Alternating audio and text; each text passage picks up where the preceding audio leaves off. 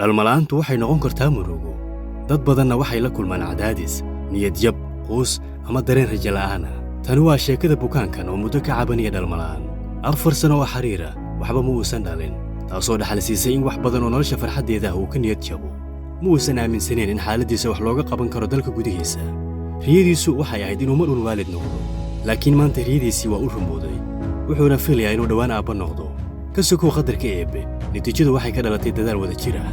doorashadiisa isbitaalka kalkaal waxay ahayd mid cajiib ah. Wuxuuna isbitaalku ka caawiyay daweynta xaaladiisii oo tunta ku ahayd. Hadda waxaa loo leeyahay uur, waana war wanaagsan iyo rajo cusub. wuxuu dib ugu soo laabtay isbitaalka si uu ugu mahad celiyay dhakhtarkiisa. bismillaah alxamdulillaah waxaan aad ugu faraxsanahay marka hore anoo cilad qaba aan u imid dhakhtarkayga kadib aan sideen ciladani waa laga xalin doonaa laakiin waxa ilaahay mahadi ah inuu ilaahay caafimaad iigu soo daray oo iigu soo dhiibay dhakhtarkayga qaar la siiyo liguna guuleeyay kaasoo aan marka hore aan ka caawinayay xagga dhalmada